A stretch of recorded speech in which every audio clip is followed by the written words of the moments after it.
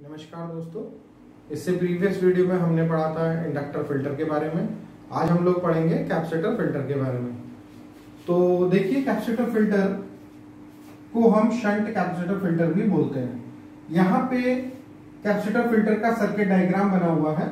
अगर मैं AC supply देता हूँ यानी एसी इनपुट देता हूँ रेक्टिफायर सर्किट को, जो कि हमारा full wave bridge rectifier circuit है, उसको अगर हम एसी इनपुट देते हैं तो आपको आउटपुट जो मिलेगा वो पल्सेटिंग डीसी होगा। ये तो आप जानते ही हैं, खैर प्रीवियस वीडियो में हम लोग इसके बारे में डिस्कस कर चुके हैं, फुल वेव ब्रिज रेक्टिफायर के बारे में। तो उससे हमें आउटपुट पे ये सिग्नल प्राप्त हुआ था। अब आप देखेंगे कि इसमें इस सिग्नल में एसी और डीसी दोनों कंपोनेंट होते हैं। एसी और डीसी दोनों कंपोनेंट होते हैं, इसी को हम पल्सेटिंग डीसी भी बोलते हैं। तो यहाँ पे आप देख रहे होंगे कि शंट में यानी पैरेलल में कैपेसिटर लगा हुआ है, ठीक उसके साथ ही नीचे ग्राउंड भी कनेक्टेड है। ये लोड रेजिस्टेंस RL है जो कि कैपेसिटर के पैरेलल में है, और हम आउटपुट वोल्टेज यहाँ पे हमें फिल्टर होके मिलेगी। ठीक है, तो अब हम वर्किंग प्रिंसिपल के बारे में बात करते हैं, कैपेसिटर फिल्टर के बारे में। देखेंगे यहाँ पे कि आपके पास रेक्टिफायर सर्किट से जो आउटपुट मिला है वो AC प्लस DC दोनों कंपोनेंट होते हैं, जिसे हम पल्सेटिंग DC बोलते हैं। यानी कि हम यहाँ पे लिख लेते हैं AC और DC कंपोनेंट दोनों आपके पास मिलते हैं आउटपुट पे। आपको क्या करना है कि फिल्टर सर्किट के जरिए हम लोगों को आउटपुट पे क्या प्राप्त हो जाता है, प्योर DC। कैसे, तो वही हम लोग बता रहे हैं कि कैपेसिटर फिल्टर के जरिए हम लोग आउटपुट पे प्योर DC कैसे प्राप्त कर लेते हैं। तो देखिए, यहाँ पे अगर डीसी की मैं बात करूं तो डीसी में आप सभी लोग जानते हैं फ्रीक्वेंसी 0 हर्ट्ज होती है, क्योंकि कांस्टेंट होती है डीसी, तो फ्रीक्वेंसी क्या होती है उसकी 0 होती है। अगर फ्रीक्वेंसी 0 होती है तो कैपेसिटिव रिएक्टेंस क्या होगा, कैपेसिटिव रिएक्टेंस क्या होगा, जिसे हम बोलते हैं XC = 1/ωc। अगर मैं ओमेगा को 1/2πf C, ओमेगा को आप जानते भी होंगे 2πf भी लिखते हैं इंटू C। अगर डीसी के केस की मैं बात करूं, किसकी, डीसी केस की मैं अगर बात करूं तो फ्रीक्वेंसी क्या हो जाती है, फ्रीक्वेंसी हो जाती है 0। तो आप देखेंगे यहां पे XC क्या हो जाएगा, इनफाइनाइट ओम, क्योंकि 1/0 क्या होता है, इनफाइनाइट होता है। तो एक तरीके से कैपेसिटिव रिएक्टेंस यहाँ पे इनफाइनाइट ओम शो कर रहा है। अगर इनफाइनाइट ओम है तो इसका मतलब ये क्या होता है, ओपन सर्किट की कंडीशन होती है, ये इसकी ओपन सर्किट की कंडीशन। इंडक्टर फिल्टर में आपने देखा था वहां पे शॉर्ट सर्किट की कंडीशन हो रही थी, यहाँ पे कौन सी कंडीशन है, ओपन सर्किट की कंडीशन। इसका मतलब ये हुआ कि जब आपको रेक्टिफायर सर्किट के द्वारा आउटपुट जब मिलेगा पल्सेटिंग डीसी, जिसमें एसी और डीसी दोनों कंपोनेंट है, तो क्या होगा, कैपेसिटर एसी को तो पास करा लेगा, अपने से एसी को पास करा लेगा, और पास करा के कहां भेजेगा, ग्राउंड में डाल देगा। अब बचती है डीसी, डीसी यहां से पास नहीं होगी, क्योंकि ये उसके लिए क्या बिहेव कर रहा है, ओपन सर्किट बिहेव कर रहा है। तो कैपेसिटर ओपन सर्किट बिहेव कर रहा है, किसके लिए, कैपेसिटर ओपन सर्किट बिहेव कर रहा है किसके लिए, डीसी के लिए। तो डीसी कहां से पास होगी, लोड रेजिस्टेंस से। तो लोड रेजिस्टेंस से डीसी पास होगी, वही हमें आउटपुट पे मिल जाएगी।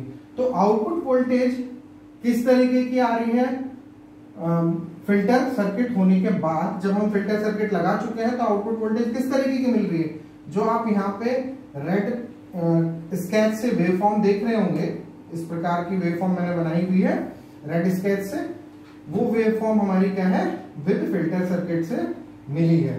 तो फिल्टर सर्किट के आउटपुट पे मिली है हम लोगों को।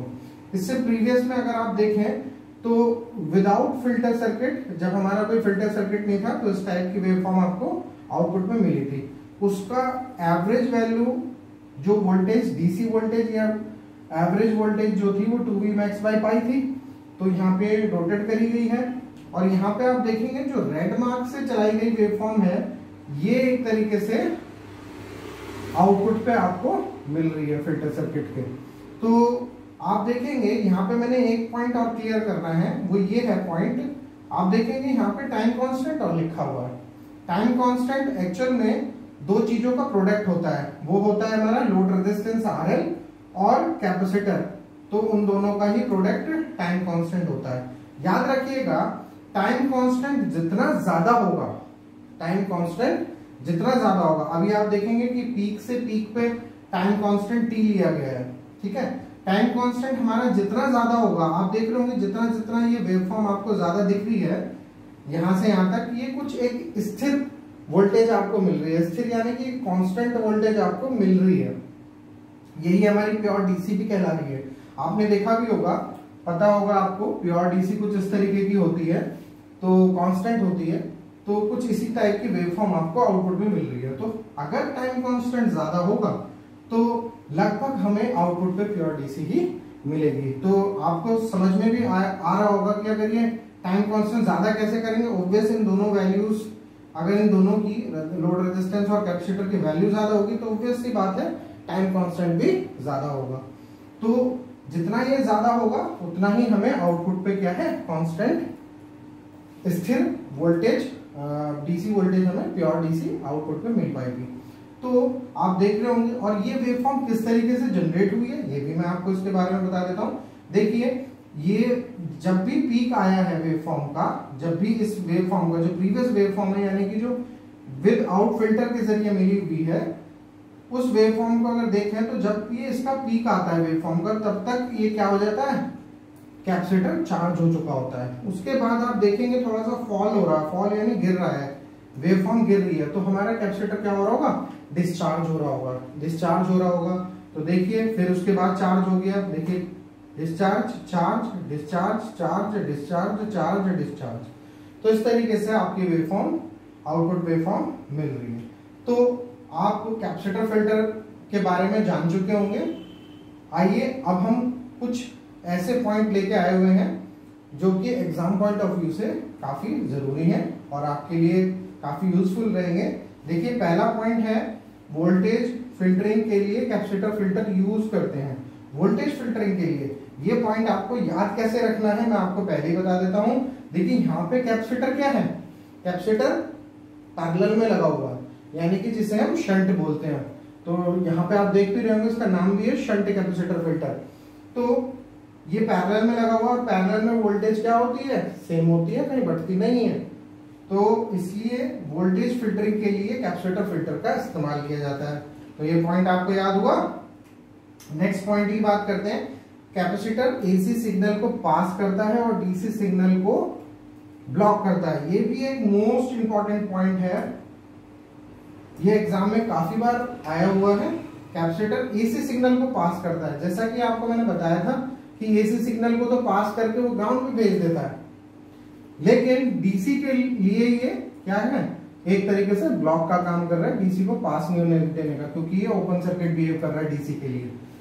समझ में आई इतनी सी बात। तो ये पॉइंट बहुत ज्यादा इंपॉर्टेंट है, मोस्ट इंपॉर्टेंट पॉइंट है, काफी बार एग्जाम में आया हुआ है। डीएमआरसी में भी आपने किसी बच्चे ने पेपर दिया हो तो उसमें भी ये आया हुआ था। डीएमआरसी में, इवन यूपीपीसीएल में तो कई बार रिपीटेड हुआ है, हाल ही में भी रिपीटेड हुआ है 2019 2016 में भी। कैपेसिटर एसी सिग्नल को पास करता है और डीसी सिग्नल को ब्लॉक करता है, काफी बार रिपीटेड हुआ है। नेक्स्ट पॉइंट के बारे में बात करते हैं। Capacitor connected in shunt only. Obvious है, कैपेसिटर क्या है, शंट में कनेक्टेड होता है। और इससे आपने प्रीवियस वीडियो में पढ़ा होगा, इंडक्टर फिल्टर जो होता है हमारा सीरीज में कनेक्टेड रहता है। तो ये 3 पॉइंट बहुत इंपॉर्टेंट पॉइंट थे। अब हम लोग फिल्टर डिजाइन के बारे में बात करेंगे।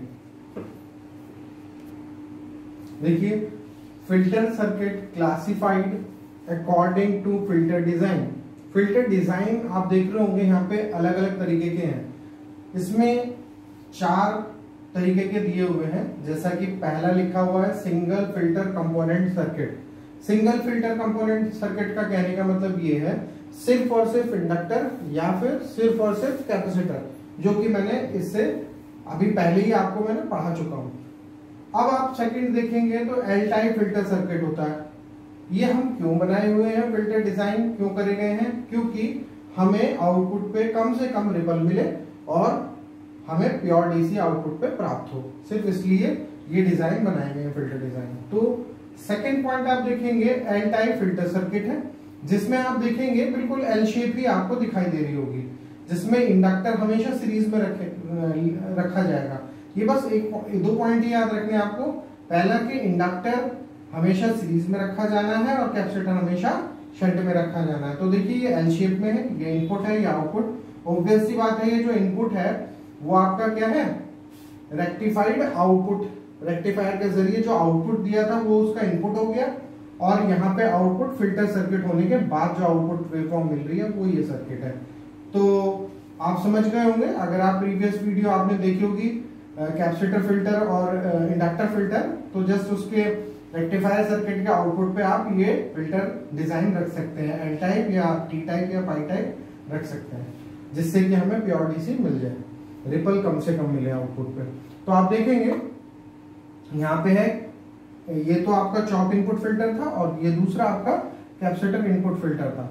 तो आप देखेंगे ये भी एल टाइप शेप है, एल शेप ही है ये भी एक तरीके से, इनपुट ये है आउटपुट ये, इसमें कैपेसिटर पैरेलल में है और इंडक्टर सीरीज में है। लेकिन आप देखेंगे ये इनपुट पे है, चॉक कहाँ लगी हुई है, इनपुट पे लगी हुई है, लेकिन यहाँ पे चॉक आउटपुट पे लगी है, इनपुट पे क्या लगा है, कैपेसिटर लगा हुआ। तो इसका नाम क्या पड़ा, कैपेसिटर इनपुट फिल्टर और चॉक इनपुट फिल्टर। कुछ भी चीज रटने की जरूरत नहीं है, समझे चीजों को। देखिए थर्ड पॉइंट क्या है, इसमें टी टाइप फिल्टर है, बिल्कुल टी शेप में आपको दिखाई दे रहा होगा। देखिए इंडक्टर है, ये भी इंडक्टर हमेशा किसमें लगता है, सीरीज में, और कैपेसिटर लगता है शंट में यानी पैरेलल में। तो इसी तरीके से टी शेप में ये आपको दिखाई दे रहा होगा।